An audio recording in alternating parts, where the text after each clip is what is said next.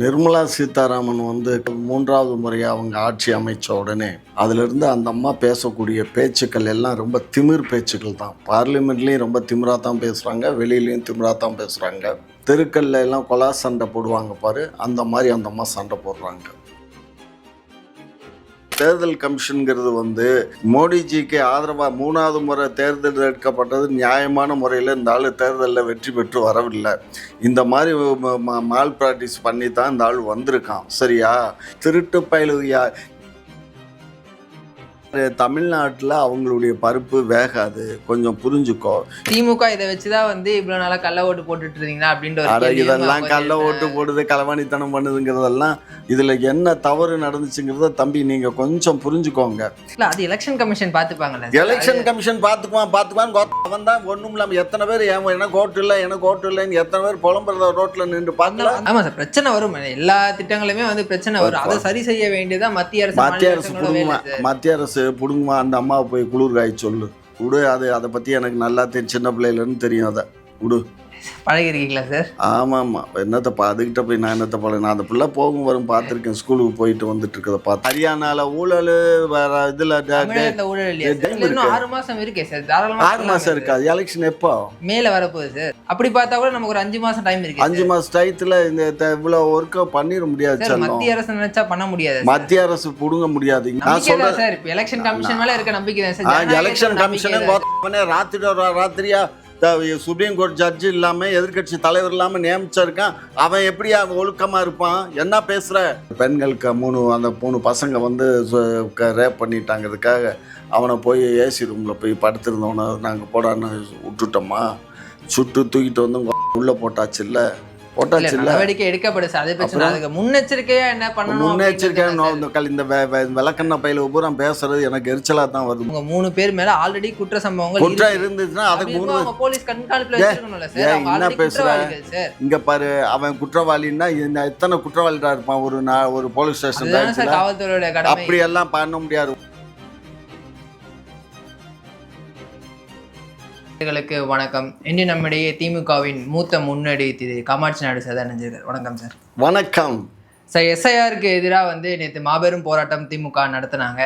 நேற்று மாலை வந்து நிர்மலா சீதாராமன் வந்து பத்திரிகையாளர் சந்திப்பில் பல கேள்விகளை கேட்டிருக்காங்க சார். திமுக ஆட்சியின் அவலங்களை மறைப்பதற்காக, மடைமாற்றம் செய்வதற்காக திமுக இந்த மாதிரி ஒரு நாடகத்தை நடத்துகிறாங்க அப்படின்ற ஒரு விஷயத்த சொல்லியிருக்காங்க. நீங்கள் எப்படி பார்க்குறீங்க சார்? நிர்மலா சீதாராமன் வந்து கடந்த ஒரு 4 ஆண்டு, அதாவது இப்போ 3வது முறையாக அவங்க ஆட்சி அமைச்ச உடனே அதிலிருந்து அந்த அம்மா பேசக்கூடிய பேச்சுக்கள் எல்லாம் ரொம்ப திமிர் பேச்சுக்கள் தான். பார்லிமெண்ட்லேயும் ரொம்ப திமிராக தான் பேசுகிறாங்க, வெளியிலையும் திமிராக தான் பேசுகிறாங்க. அது நம்ம மாநிலத்தை மட்டும் இல்லை, எதிர்கட்சிகள் ஆளக்கூடிய அத்தனை மாநிலங்களையும் அந்த அம்மா அந்த மாதிரி தான் பேசுகிறாங்க. அது ஒரு அகில இந்திய ஒரு ஒன்றியத்தினுடைய ஒரு ஃபைனான்ஸ் மினிஸ்டர் இந்த அளவுக்கு நடந்துக்கக்கூடாது. ரொம்ப கீழே இறங்கி லோஃபராக அந்த தெருக்கல்ல எல்லாம் கொலா சண்டை போடுவாங்க பாரு, அந்த மாதிரி அந்த அம்மா சண்டை போடுறாங்க. அது அந்த அம்மாவுக்கு நாகரிகம் இல்லை, காலம்தான் அந்த அம்மாவுக்கு பதில் சொல்லும் சார். அவங்க ரொம்ப குறிப்பிட்டும்படியாக சொன்ன ஒரு விஷயம் வந்து எஸ்ஐஆர்னா என்னன்னே வந்து திரு உதயநிதி அவர்களுக்கு தெரியல. ஆமாம், ஸ்பெஷல் இன்டென்சிவ் ரிவிஷன் தான் அதோடைய ஃபுல் ஃபார்ம் சார். பட் அவர் சொல்றது வந்து ஸ்பெஷல் இன்டென்சிவ் ரெஜிஸ்ட்ரேஷன் அப்படின்னாரு. அதை வந்து அவங்க குறிப்பிட்டு சொல்றாங்க. ஒரு துணை முதல்வருக்கே அப்படின்னா என்னன்னு தெரியல, அப்ப மக்களுக்கு எப்படி அவங்க புரிய வைப்பாங்க அப்படின்ற ஒரு கேள்வியை எழுப்புறாங்க. அதனாலதான் வேண்டாங்கிறோம் சார். அதுல என்ன இருக்கு அப்படின்றதே வந்து போலி வாக்காளர்களை நீக்கணும் அப்படின்ற ஒரு இது இங்க பாரு கண்ணு, அந்த இது நான் ஏற்கனவே ஒரு 1000 அப்ளிகேஷனை வாங்கி எங்கள் பகுதிகளில் இருக்க மக்களுக்கெல்லாம் அவங்களெல்லாம் அந்த ஓட்டர் லிஸ்ட்டை கொண்டு வர சொல்லி செக் பண்ணி அவங்கள்ட்ட முன்னாடியே இருந்து ஃபுல்லப் பண்ண சொல்லி எல்லாத்துக்கும் பண்ணி கொடுத்தேன். இதெல்லாம் எவ்வளோ பேர் போய் உக்காந்து மெனக்கிட்டு செய்வாங்க சொல்லுங்கள்? அந்த ஃபார்மில் 3 காலம் கொடுத்துருக்கான். 3 காலத்தில் அவன் கேட்கக்கூடிய அந்த கொஸ்டின்ஸ் எல்லாம் ரொம்ப ஓவர். சரியா? அதனால் இது வந்து தேவையானா கண்டிப்பாக தேவை. நான் இந்த மறுப்பதற்கு இல்லை.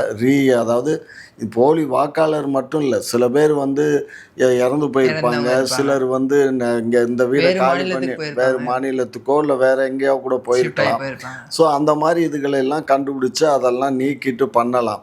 ஆனால் இந்த ஒன்றிய அரசு அதுக்கு மட்டும் பண்ணுறதா இருந்தால் முன்னக்கூட்டி செஞ்சுருக்கணும். இப்போ பண்ணுற இந்த ஒர்க்கை எப்போ பண்ணியிருக்கணும்? குறைஞ்சபட்சம் அவங்க ஆட்சி ஒரு ஆண்டு ஆண்டு நம்ம தேர்தலுக்கு ஒரு ஆண்டுக்கு முன்னாடியே செஞ்சால் தான் இதில் என்ன வரும்னா கஷ்டம். இப்போ வீடை பூட்டிட்டு நீங்கள் வெளி மாநிலத்திலேயோ வெளியூர்லேயோ வேலைக்கு போயிட்டீங்க. பட் ஆனால் நீங்கள் இங்கே வரும்போது நீங்கள் இங்கே உங்களுக்கு ஓட்டர் இல்லாமல் போயிடும். ஸோ இந்த இது இருக்குது, அதனால நீங்கள் வந்து இதை ஓட்டை பதிஞ்சு கொடுத்துட்டு போங்கன்னு சொல்ல இடுமா கண்ணை? இவ்வளோ காசு செலவு இல்ல அதுக்காக தானே சார் வந்து கவர்மெண்ட்ல இருந்து ஆபீசர்ஸ் போட்டிருக்காங்க, ஒவ்வொரு வீடா போய் அவங்க வந்து பாக்குறாங்க. அதைத்தான் சொல்கிறேன், வீடு வீடெல்லாம் வந்து பார்க்கறது இல்லை. கீழே இருந்தாருன்னா அதை வீடு வீடாக பார்ப்போம். ஒரு அப்பார்ட்மெண்ட்டில் என்ன பாவம் ஏறி இறங்கி பார்க்குமா? அது கவர்மெண்ட்டோட வேலை, அது எலெக்ஷன் கமிஷன் பார்த்துப்பாங்க. அது எலெக்ஷன் கமிஷன் தான் பார்க்காதுங்கிறேன். ஒரு நேம் ட்ரான்ஸ்ஃபர் பண்ணுறதுக்கு 25 வருஷம் ஆகிப்போச்சு. ஒரு என் மருமகளுடைய ஒரு எங்களுக்கு வந்து மஞ்சு பிளாக்குன்னு இருக்குது, அதுதான் நாங்கள் குடியிருக்க வீடு. அந்த வீட்டு அட்ரஸ் தான் நாங்கள் கொடுத்துருக்கோம். அதை வந்து தீபா பிளாக்குன்னு போட்டுட்டான் மருமகளுக்கு மட்டும். சரியா? அதை மாற்ற சொல்லி சீஃப் எலெக்ஷன் கமிஷனர் டெல்லி அவர்கிட்டே நான் பெட்டிஷன் கொடுத்தேன். இன்னும் பண்ணுறானுங்க திருட்டு பயலுயா. நீ ஒரு விஷயம் புரிஞ்சுக்கோ, இந்த தேர்தல் கமிஷனுங்கிறது வந்து மோடிஜிக்கு ஆதரவாக 3வது முறை தேர்தல் எடுக்கப்பட்டது நியாயமான முறையில். இந்த ஆள் தேர்தலில் வெற்றி பெற்று வரவில்லை. இந்த மாதிரி மால் ப்ராக்டிஸ் பண்ணி தான் இந்த ஆள் வந்திருக்கான். சரியா? இப்போ இந்த பாருங்க, எலெக்ஷன் கமிஷன் இந்த அப்ளிகேஷன் எல்லாம் வாங்கி இது மொத்த அப்ளிகேஷனும் இந்த ஓட்டர் சீட்டை எல்லாம் வாங்கிட முடியும்னு நீ நினைக்கிறியா? கொஞ்சம் சாத்தியமா? இல்லை சார், நீங்கள் சொல்கிற ப்ராக்டிக்கல் டிஃபிகல்ட்டிஸ் இருக்குது சார். பட் ஆனால் வந்து போலி வாக்காளர்கள் நிறைய பேர் வந்து இதில் வந்து வெளியே வருவாங்க. இதில் போலி வாக்காளர்லாம் முட்டாள் பயில கண்ணு. போலி வாக்காளர்லாம் வந்து நம்ம நாட்டில் வந்து அவ்வளோ அதிகமாகலாம் சேர்த்து முடியாது. எஸ்ஐஆர் வந்து ரிவிஷன் பண்ணதில் கொளத்தூர் தொகுதியில் மட்டும் கிட்டத்தட்ட 5964 பேர் வந்து முறைகேடா இருக்காங்க அப்படின்ற ஒரு லிஸ்ட்டை வந்து நிர்மலா சீதாராமன் சொல்றாங்க. அந்த அம்மா ஸ்டாலின் அவருடைய தொகுதியிலேயே இப்படி இருக்கு அப்படின்னா இன்னும் பல கிராமங்கள்ல பல சட்டமன்ற தொகுதிகள்ல எத்தனை பேர் சார் இருப்பாங்க? இதெல்லாம் வந்து கற்பனையில வர்றது கண்ணு. இல்ல சார், அவங்க லிஸ்ட் எடுத்து காட்டுறாங்க சார் பத்திரிகையாளர். நாங்க கூட காட்டலாம்ல. நானும் காட்டுவேன். இப்போ ஓட்டர் லிஸ்ட் இருக்க, ஒரு ஓட்டர் லிஸ்ட்டு நீங்கள் இப்போ இந்த ஓட்டர் லிஸ்ட்டு பிரிண்ட் பண்ணி வருதே, அதில் எவ்வளோ குளறுபடிகள் இருக்குது தெரியுங்களா உங்களுக்கு? ஓட்டர் லிஸ்ட்டை சரி பார்க்கறதுக்குன்னு ஒரு டேட்டா கலெக்டர் அறிவிப்பார். எல்லாருமே போய் ஓட்டர் லிஸ்ட்டை சரி பார்த்துட்டு வர்றீங்களா? சொல்லுங்கள். நீங்களும் போய் பார்த்துருக்கீங்களா? அந்த மாதிரி பல பிரச்சனைகள் வந்து இருக்கு சார். பட் ஆனால் வந்து நீங்க ரிவிஷனே பண்ணக்கூடாது அப்படின்றது வந்து எந்த வகையில் நியாயம் சார்? ரிவிஷன் பண்ணக்கூடாது அப்படிங்கிறது ஓட்டர் லிஸ்ட்டு வீட்டில் இருக்காங்களான்னு போய் செக் பண்ணி அவங்க இருக்காங்களான்னு ஐடென்டிஃபை பண்ணிட்டு வாங்க. அது வேண்டாம், இந்த அப்ளிகேஷனை ஃபுல்லப் பண்ணி கொடுங்கிறது தான் நாங்கள் பிரச்சனையை சொல்கிறோமே தவிர. எஸ்ஐஆரே வந்து எதிர்க்கிறாங்க. அதுதான் எதுக்குறோம். நீங்கள் இப்போ ஓட்டர் லிஸ்ட்டு புதுசாக ஓட்டர் லிஸ்ட்டு தயார் பண்ணுறதுக்கு நீங்கள் போய் எடுக்கிறதுனா தாராளமாக போய் எடுங்க, அது ஒன்றும் தப்பு இல்லை. இப்போ வீடு வீடாக போய் ஏற்கனவே இந்த மாதிரி மாறி போனவங்க இறந்து போனவங்களெல்லாம் அடிச்சிருவாங்க. முன்னையெல்லாம் அப்படி தானே கண்ணு வருவாங்க. இல்லை அதுதான் சார் அவங்களும் கேட்குறாங்க. இதுக்கு முன்னாடி பல தடவை எஸ்ஐஆர் நடந்திருக்கு இந்தியாவில். அது 1952 நடந்துட்டு இருக்கு சார். இந்த 21 வருஷத்துக்கு முன்னாடி தமிழ்நாட்டில் நடந்துச்சு கண்ணு. இப்போ 21 வருஷம். இப்போ அவங்க என்ன சொல்றாங்கன்னா, இப்போ அந்த காலகட்டங்கள்லாம் மத்திய அரசோட திமுகவும் கூட்டணி இருந்துச்சு. அப்பெல்லாம் எதிர்க்காத திமுக இப்போ ஆளுங்கட்சி அதுக்கு முன்னாடி ஏன் எதிர்க்கிறாங்க அப்படின்ற ஒரு கேள்வியை கேட்குறாங்க. இல்லை, இப்போ அவங்க மேல சந்தேகங்கிற பார்வை வந்ததுனால தானே. இப்போ ராகுல் காந்தி வந்து பீகாரில் 60 லட்சம் ஓட்டு வந்து அதே மாதிரி இப்போ ஹரியானாவில் ஒரே வீட்டில் 500 ஓட்டு இருந்தது. இதெல்லாம் வந்து வரப்போய் தானே கண்ணு, இந்த சந்தேகம் வரப்போய் தான் இந்த பிரச்சனை. சந்தேகம் இல்லைன்னா இது இப்போ கரெக்டாக இதில் போய் அப்ளிகேஷனை வாங்கி ஃபுல்லப் பண்ணி, ஆனால் இது பூரா கரெக்டாக தேர்தல் கமிஷன் வந்து செஞ்சால் நல்லாயிருக்கும். ஆனால் அது ப்ராப்பராக அது செய்யாது கண்ணு. இப்போ இந்த அப்ளிகேஷன் ஃபார்ம் இருக்குல்ல, என் வீட்டு அட்ரஸை போட்டு ஒரு 100 பேருக்கு வாங்கினா என்ன பண்ணுவீங்க சொல்லுங்கள்? அதுக்கு அந்த மாதிரியான பிரச்சனைகள்லாம் இருக்கு, அதெல்லாம் நீக்கணும் அப்படின்றதுக்காக தான். நீங்க எப்படி நீக்குவீங்க? என்ன வழி இருக்கு சொல்லுங்க? அவன் என்ன ஓட்டர் ஐடி கார்டு கேட்குறான். ஓட்டர் ஐடி கார்டு அந்த அப்ளிகேஷனை ஆதார் கார்டு கூட வேண்டியதில்லைன்ட்டாங்க. ஆதார் கார்டு தேவையில்லை, ஓட்டர் ஐடி இருந்தால் போதும். அந்த ஓட்டர் ஐடியை வச்சு ஃபார்மு ஃபில்லப் பண்ணி அவங்க கீழே சைன் பண்ணால் அந்த அம்மா வந்து எடுக்கிறம்மா ஒன்று காப்பியை நம்ம கொடுத்துரும், ஒன்று அந்த அம்மா எடுத்துக்கிறது. இதுதான் சிஸ்டங்கன்னு.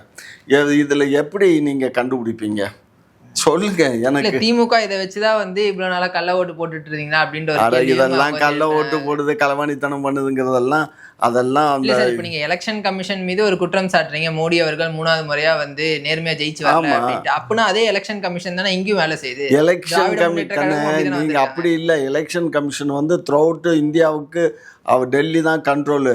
இதில் என்ன தவறு நடந்துச்சுங்கிறத தம்பி நீங்கள் கொஞ்சம் புரிஞ்சுக்கோங்க. இப்போ இருக்கக்கூடிய தேர்தல் கமிஷனர் இருக்கார்ல, நம்பர் 1 கமிஷனர் இருக்கார்ல, அவரை நியமிக்கிறதுக்கு வந்து பிரதமர், எதிர்க்கட்சி தலைவர், அதுக்கப்புறம் சுப்ரீம் கோர்ட் ஜட்ஜு 3 பேர் தான் வந்து நியமிக்கணும். ஆனால் இவர் என்ன பண்ணிட்டாரு, எதிர்க்கட்சி தலைவர் இல்லாமல் இவங்க யாருமே இல்லாமல் இவங்களா பண்ணிக்கிட்டாங்க. சரியா?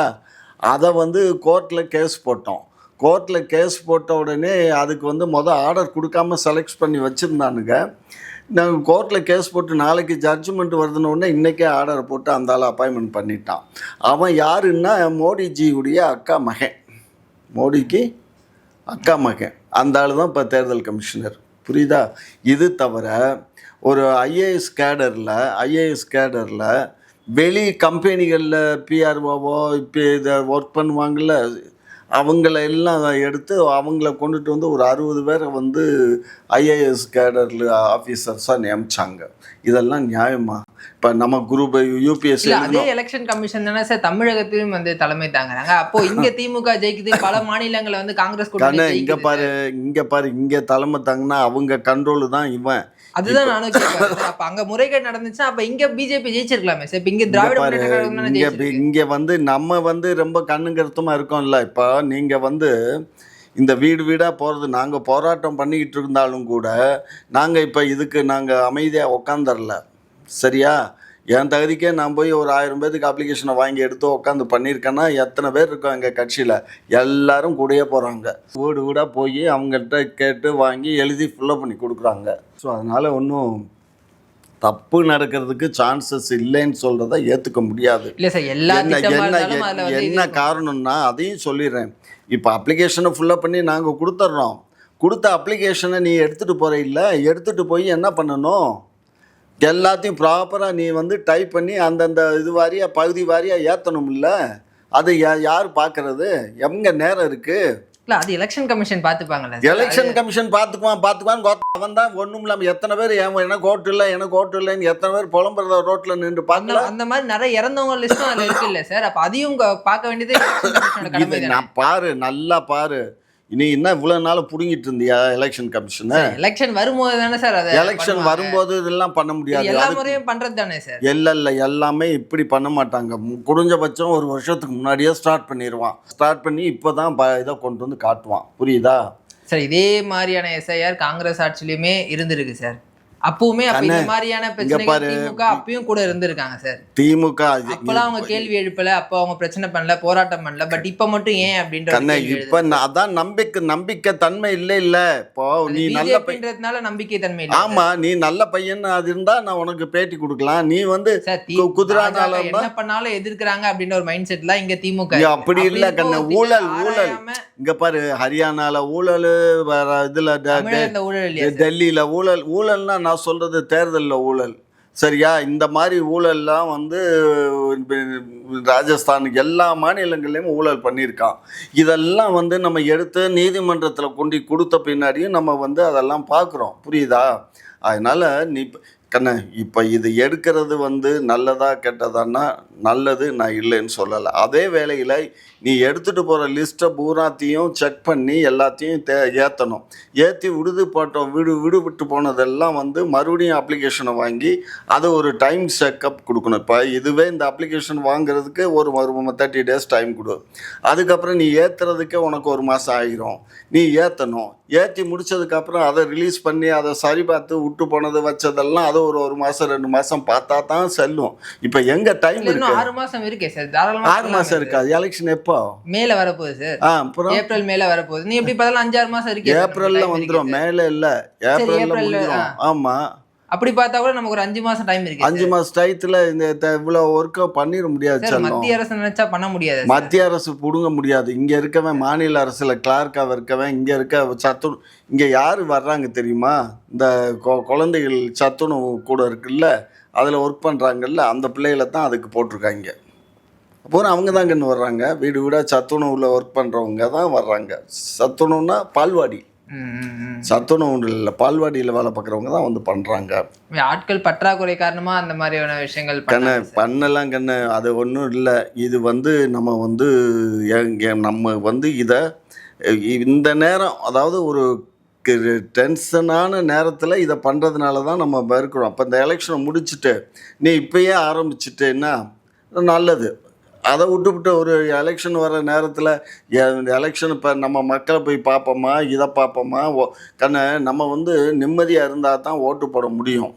இவங்கள்ட்ட போய் நம்ம ஓட்டர் லிஸ்ட் இருக்கான்னு எத்தனை பேர் நேரம் போய் தேட முடியும் சொல்லு. ஆனா அந்த மாதிரி வந்து இப்போ குளறுபடியான வாக்காளர்களும் இருக்காங்களே சார். இப்போ பீகார்ல 64 லட்சம் அப்படின்ற ஒரு தகவல் வருது. அந்த மாதிரியான வாக்காளர்கள் எப்படிதான் சார் நீக்கிறது? அந்த மாதிரியான விஷயங்கள் தமிழகத்தில் நடக்கிறதுக்கான வாய்ப்புகள் இருக்குல்ல? கண்ணா நீக்கலாமா, அதுதான் நீக்கிறது. இப்போ எல்லாமே நீக்கிடுவான். இப்போ நம்ம கொடுக்குறோம்ல அப்ளிகேஷன், இது பூரா ஏற்றுவான்னு என்ன கணக்கு இருக்கு? சார் இப்போ எலெக்ஷன் கமிஷன் மேல இருக்க நம்பிக்கை தான் சார். எலெக்ஷன் கமிஷனே பார்த்தா அவனே ராத்திரியா சுப்ரீம் கோர்ட் ஜட்ஜு இல்லாமல் எதிர்கட்சி தலைவர் இல்லாமல் நியமிச்சிருக்கான். அவன் எப்படியா ஒழுக்கமாக இருப்பான்? என்ன பேசுற? ஒழுக்கத்தை பத்தி பேசுற? பல இடங்கள்ல காங்கிரஸ் ஜெயிச்சிருக்காங்களே சார். எலெக்ஷன் கமிஷன் இங்க பாரு, காங்கிரஸ் பெருவாரியான வாக்குகளை வந்து மக்கள் பூரா கொட்டிட்டான்னா என்ன? அதாவது 100 ஓட்டுல 80 ஓட்டு காங்கிரஸுக்கு போட்டா அது ஜெயிப்பான். 80 ஓட்டு விழுகிற இடத்துல 60 ஓட்டு விழுந்தாலே வெற்றி தான். ஆனால் 60 ஓட்டு விழுகிற இடத்துல இவன் என்ன பண்ணுவான்? இவன் ஒரு திருட்டுத்தனம் பண்ணிவிடுவான் சார். அப்படி பார்த்தா 2021 டி நகரில் வந்து சத்யா அப்படின்னு அதிமுக ஒருத்தர் நின்னார் சார். அவர் வந்து வெறும் 100 சொச்சம் வாக்கு தான் தோத்தார். அப்பயுமே வந்து ஏடிஎம்கே பிஜேபி கூட்டணியில் தான் இருந்துச்சு. இப்போ நீங்கள் சொல்கிற மாதிரி எடுத்துக்கிட்டோம் அப்படின்னா ஈஸியாக அவரை ஜெயிக்க வச்சிருக்கலாமே சார். கண்ணு இங்கே பாரு, தமிழ்நாட்டில் அவங்களுடைய பருப்பு வேகாது. கொஞ்சம் புரிஞ்சுக்கோ. இங்கே இருக்க ஒவ்வொருத்தனுமே வந்து அரசியல் கற்றுக்கிட்டு உக்காந்துருக்கான். அதனால் இங்கே வந்து சட்டையை பிடிச்சிருவான். இப்போ எங்கள் தெருவுன்னா எங்கள் தெருவில் எவ்வளோ ஓட்டு இருக்குது, யார் ஓட்டு, எந்த கட்சிக்காரங்கிறது எங்கள் அப்பார்ட்மெண்ட்டில் எனக்கு எல்லாம் தெரியும். கிட்டத்தட்ட எங்கள் அப்பார்ட்மெண்ட்டில் 3500 ஓட்டு இருக்குது. இந்த 3500 ஓட்டில் எத்தனை பேர் என்ன யாருக்கு போடுவாங்கிறது முதற்கொண்டு எனக்கு தெரியும். சரியா? அப்போ நான் அங்கே போய் நின்றனாலே தெரிஞ்சு போயிடும், இவன் போலி வாக்காளர் அது இதுன்னு தெரிஞ்சு போயிடும்ல சார். ஒரே பேர்ல பல இடங்கள்ல இருக்கவங்கலாம் வந்து கொளத்தூர்ல அவங்க வந்து காமிச்சாங்க சார். மத்திய இங்க பாரு, அது வந்து யாருடைய ஒர்க்? அது எலெக்ஷன் கமிஷன் தானே பார்க்கணும். ஆமா சார், எலெக்ஷன் கமிஷன் கொடுத்த லிஸ்ட்டை தான் அவங்க வந்து வெளியிடுறாங்க சார். எலெக்ஷன் கமிஷன் ஒரே பேர் கொண்ட ஒரே முகவரியில இத்தனை பேர் வந்து இருக்காங்க அப்படின்றது. அது முதல்வரோட தொகுதியிலே அப்படி இருக்கும் போது அப்ப மற்ற தொகுதியோட நிலவரம் எப்படி சார் இருக்கும்? கண்ணே இங்க பாரு, இதெல்லாம் வேணும்னு செய்யற 5000 ஓட்டுக்கு அவர் எவ்வளவு ஓட்டு வித்தியாசத்துல ஜெயிச்சாரு? அவரு லட்சக்கணக்கில் ஜெயிச்சாரு சார். அப்படி இருந்தாலும் முறைகேடான ஓட்டு ஒரு ஓட்டா இருந்தாலும் முறைகேடான ஓட்டு தானே. இங்க பாருங்க, ஒரு ஓட்டுனாலும் முறைகேடு தான். அதை கண்டுபிடிக்கிற விதம்னு ஒன்று இருக்கு. அதுக்கு இதெல்லாம் விதம் ஏன்னு கேட்டிங்கன்னா, இப்போ நான் சொல்றது என்னன்னா, ஒரு கிட்டத்தட்ட 50 விழுக்காடு வந்து யாரும் அந்தந்த வீட்டுகளில் இல்லை. அவங்கெல்லாம் ஒன்றும் வெளியூர் போயிருக்காங்க, இல்லை வெளிநாட்டில் இருக்காங்க. இந்த மாதிரி பல பிரச்சனைகள் இருக்குது. இந்த பிரச்சனையில் அவங்க எலெக்ஷன் நேரத்தில் வந்து ஓட்டு போட தான் வருவாங்க. இப்போ இந்த மாதிரி இது பண்ணும்போது அவங்க திரும்ப இப்போ யூஎஸில் இருக்கவங்க ஓட்டு போட இங்கே வருவாங்க. அப்போ ஓட்டு போட இல்லை அப்படின்னா என்ன பண்ண முடியும் சொல்லுங்கள்? இந்த விஜயே ஒரு படத்தில் நடிச்சார்ல, ஒரு ஓட்டு எனக்கு இல்லைன்னு சொல்லி வந்ததில்லை. இது மாதிரி பிரச்சனை வரும் கண்ணா. ஆமாம் சார், பிரச்சனை வரும். எல்லா திட்டங்களுமே வந்து பிரச்சனை வரும். அதை சரி செய்ய வேண்டியதான் மத்திய அரசு புடுங்குமா. அந்த அம்மாவை போய் குளிர் காய சொல்லு. அதெல்லாம் இங்கே பாரு விடு. அதை பற்றி எனக்கு நல்லா தெரியும், சின்ன பிள்ளையிலன்னு தெரியும். அதை விடு. பழகிருக்கீங்களா சார்? ஆமாம். என்னத்தப்பா அதுக்கிட்ட போய் நான் என்னத்த பழக? நான் அந்த பிள்ளை போகும் வரும் பார்த்துருக்கேன். ஸ்கூலுக்கு போயிட்டு வந்துட்டு இருக்கிறத பார்த்துருக்கேன். திருச்சியில் இருந்துச்சு, மதுரையில் இருந்தது. அதுக்கப்புறம் திருச்சிக்கு போனப்பையும் தெரியும். என்னன்னாலும் இப்போ அவங்க மத்திய அமைச்சர் இல்லை சார். நல்லா இருக்கட்டும். அந்த அம்மா மத்திய அமைச்சராக இருக்கிறதுக்கு முன்னாடி நான் பிஜேபியில் இருக்கும்போது ஆஃபீஸுக்கு வரும், யாரும் வான்னு கூட கேட்க மாட்டாங்க. அது வாட்டுக்கு வரும், வந்து உட்காந்துட்டு சேரில் உட்காந்துட்டு என்ன பேசுகிறாங்கன்னு வாயை பார்த்துக்கிட்டே உட்காந்துட்டு. அப்போ வந்து வெங்கையா நாயுடு பிரசிடென்ட்டு, வாஜ்பாய் அரசு அப்படி வந்து தலையை கட்டிட்டு போயிட்டுருக்கும் வரும். அவ்வளோதான். எனக்கு தெரியும், நல்லா தெரியும். அதை இல்லை, அவங்க மடைமாற்றம் பண்ணுறதுக்காக தான் திமுக இதை பண்ணுது. திமுக ஆட்சியில் பல அவலங்கள் நடக்குது டெய்லி. அதை வந்து மக்கள்கிட்ட திசை திருப்பதான் வந்து இந்த எஸ்ஐஆரை கையில் எடுத்திருக்காங்க. நீங்கள் அவலம்னா எதை சொல்கிறீங்க? அவலங்கிறது அவங்க வந்து சட்டம் ஒழுங்கு பேசலாம், பெண்களுக்கு எதிரான வன்கொடுமை, பெண்களுக்கு எதிரான வன்கொடுமையை நாங்கள் என்ன பேசாமல் நாங்கள் காவல்துறையை முடுக்கி விடாமல், காவல்துறை பெண்களுக்கு 3 பசங்க வந்து ரேப் பண்ணிட்டாங்கிறதுக்காக அவனை போய் ஏசி ரூமில் போய் படுத்திருந்தவனை நாங்கள் போடான்னு விட்டுட்டோமா? சுட்டு தூக்கிட்டு வந்து கோத்தா உள்ளே போட்டாச்சு இல்லை நடவடிக்கை எடுக்கப்படுது. அதே பிரச்சனை. அதுக்கு முன்னெச்சரிக்கையா என்ன பண்ணணும்? முன்னெச்சரிக்கையா இந்த விளக்கண்ண பையில பூரா பேசுறது எனக்கு எரிச்சலாக தான் வருது. முன்னெச்சரிக்கையா இவன் அவட்ட போய் இவனுக்கு இல்ல தெரியுமாடா? சார், அவங்க அவங்க 3 பேர் மேல ஆல்ரெடி குற்ற சம்பவங்கள் குற்றம் இருக்கு. இருந்துச்சுன்னா அப்படி அதுக்கு இருக்கும்போது 3 அவங்க போலீஸ் கண்காணிப்புல ஏ வச்சிருக்கணும்ல சார். ஏன் அவங்க என்ன ஆல்ரெடி பேசுற? குற்றவாளிகள் சார். இங்க பாரு, அவன் குற்றவாளின்னா எத்தனை குற்றவாளிடா இருப்பான் ஒரு போலீஸ் ஸ்டேஷன் அதுதானே சார் பேட்ச்ல? காவல்துறையோட கடமை. அப்படியெல்லாம் பண்ண முடியாது. ஒரு காவல் நிலையத்தில் எடுத்துக்கிட்டேன்னா கிட்டத்தட்ட நமக்கு ஒரு 1.5 லட்சம் 1 லட்சம் மக்களாவது வாழ்வாங்க. 1 லட்சம் மக்கள் ஒரு 2 லட்சம் மக்களுக்கு தான் ஒரு காவல் நிலையம். அந்த 2 லட்சம் மக்களில் கிட்டத்தட்ட ஒரு 5%லேருந்து 10% குற்றவாளிகள் இருப்பான்.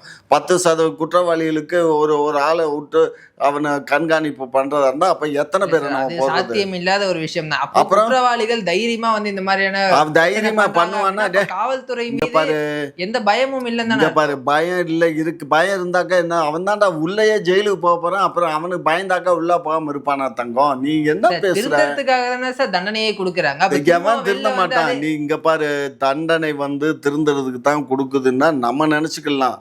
அவன் அங்க உள்ள போனா எல்லாம் கத்துக்கிட்டு தான் வெளியில வரான்.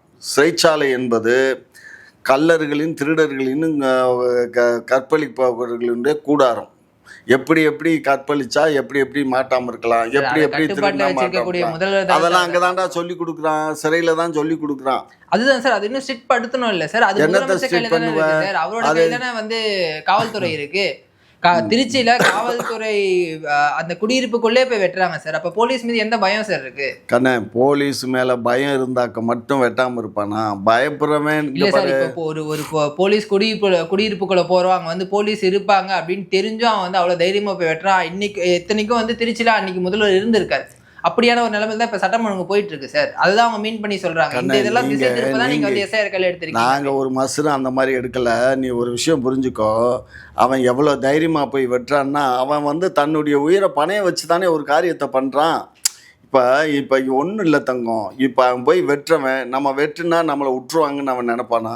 நம்மளை எப்படியும் தூக்கில் இல்ல போடுவான்னு தெரியும்ல. அவர் வந்து இப்போ அந்த குடியிருப்புக்குள்ள போனா நமக்கு பாதுகாப்பா இருக்கும், போலீஸ் யாராச்சும் வந்து காப்பாத்துவாங்க அப்படின்ற தைரியத்துல தான் சார் அந்த பையன் உள்ள போறான். அதுவும் எஸ்ஐ இருந்திருக்காரு, அவங்க குடும்பத்தினர் இருந்திருக்காங்க, அவங்க கண்ணு முன்னாடியே வெட்டிட்டு அவங்க பாட்டுன்னு ஜாலியா வராங்க சார். அப்ப போலீஸ் மீது எந்த ஒரு பயமே இல்லாம தான் சார் குற்றவாளிகள் சரி, அதுக்கு என்ன பண்ணலாம்? நீங்கள் எல்லாம் ஆலோசனை கொடுங்க. முதல்வர் தானே சார் இல்லை நடவடிக்கை இல்லை, நீங்கள் எல்லாம் ஒரு இப்போ நீங்கள் இந்த ஊடகங்கள்லாம் சேர்ந்து ஒரு கமிட்டி போட்டு அரசாங்கம் என்னென்ன மாதிரி எல்லாம் செயல்படணும் நீங்கள் சொல்லுங்க. அதை சட்டம் ஒழுங்கு கன்சிடர் நல்லா பண்ணுவோம். இருக்கு அப்படின்ட்டு திரு ஸ்டாலின் அவர்கள் தான் தொடர்ந்து சொல்லிட்டு இங்க இருக்காரு. பாரு, அப்படி இருக்கும்போது சட்டம் அவருடைய ஒழுங்கு கட்டுப்பாட்டுல இங்க பாரு, இருக்கக்கூடிய காவல்துறை இந்திய அளவில் எடுத்துக்கிட்டேன்னா தமிழ்நாடு சட்ட ஒழுங்கில் நம்ம பராமரிப்பில் நம்ம தான் நம்பர் 1. அவ்வளோ அருமையாக நம்ம சட்ட ஒழுங்கை பராமரிப்பு பண்ணுறோம். இந்த அக்கரன்ஸ் நடக்காமல் ஏகப்பட்ட தடுத்துருக்கோம். அக்கரன்ஸ் நடந்ததில் கிட்டத்தட்ட அது 90 விழுக்காடு எல்லாத்துக்கும் குற்றப்பத்திரிக்கை தாக்கல் பட்டு தண்டனை வாங்கி கொடுத்துருக்கோம். இதெல்லாம் அந்த போலீஸ் ரெக்கார்டு இருக்குது. அதெல்லாம் நீங்கள் வாங்கி பாருங்கள். இல்ல சார், பார்த்து பேசுங்க. குற்றவாளிகளுக்கு தண்டனை கொடுக்கப்படுது, அதை நான் மறுக்கல சார். ஆனா அந்த குற்றங்கள் திரும்ப நடக்குது இல்ல சார். அப்ப அந்த பயம் அப்படின்றது எப்படி சார் வரும்? அது பயம் எப்படி வரணும்னா, ஒன்று அடிக்கணும். போலீஸு அடிக்கக்கூடாதுன்னு நீதிபதி சொல்கிறாரு. நல்ல மாவு கட்டு போட்டு கூட்டு வராங்களே சார் எல்லா ஆமாம், அது குற்றவாளிகளும். அது அது அது அடிக்கக்கூடாதுன்னு சொல்கிறாங்க. இருந்தாலும் மாவு கட்டு போடுறது காரணம் அவன் என்ன சொல்லுவான், அங்கே என்னை அடித்தாங்கன்னு சொல்ல மாட்டான், வலிக்கு விழுந்துட்டேன்பான். தான் சொல்ல அப்படி தான் சொல்ல போகிறான். அது யாருக்கு, எல்லா பேத்துக்கும் அந்த போலீஸ் அடிக்க மாட்டான். சில விஷயங்களில் தான் அடித்து விசாரிக்க முடியும்.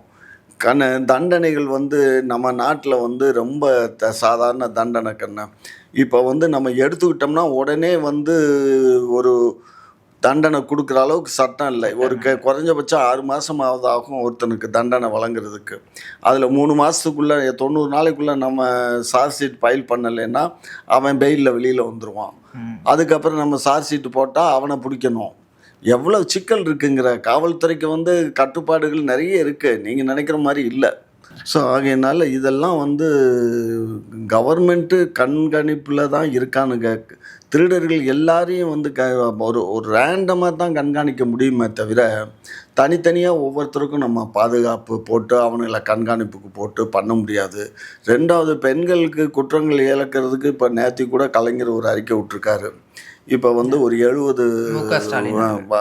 70 வண்டி வாங்கி அதில் மகளிர் மட்டுமே பயணம் பண்ணி அங்கங்கே பெண்களுக்கு நடக்கிற அட்ராசிட்டியை குறைக்கிறதுக்கு முயற்சிக்கலாம் அப்படின்னு சொல்லியிருக்காரு. எல்லா ஸ்டெப்பும் நம்ம எடுக்கிறோங்க. நீ ஒரு விஷயம் புரிஞ்சுக்கோ. நீ ஒரு திருடனாக இருந்தேன்னு வச்சுக்கோ, நான் எப்படா கண் அசுருவேன் நீ தூக்கிட்டு போகலான்னு தானே பார்ப்பேன். அதுதானே நடக்கும். அதுதான் சொல்கிறேன். திருடனாக பார்த்து திருந்தலைன்னா நம்ம திருட்டை ஒழிக்கவே முடியாது. அதே மாதிரி அடுத்தவன் பொண்டாட்டியோ அடுத்தவன் பிள்ளையோ பொம்பளை பிள்ளையில தான் பொண்ணாவோ தன்னுடைய இந்த நாட்டில் இப்போ தான் வர வர தாய்ங்கிறது போச்சு, மகங்கிறது போச்சு, எல்லாத்துக்கூடையும் இவங்க உறவு வைக்கிறாங்களா. அப்புறம் இவங்கள என்ன சொல்கிறது? நாசமாக போன பயிலுகளோ. கலாச்சார சீரழிவு ஆகிப்போச்சு அந்த நாட்டில். ஒன்றும் பண்ண முடியாது நீ, அவ்வளோதான். நன்றி சார், பல தகவல்கள் எனக்கு தெரியும். நன்றி.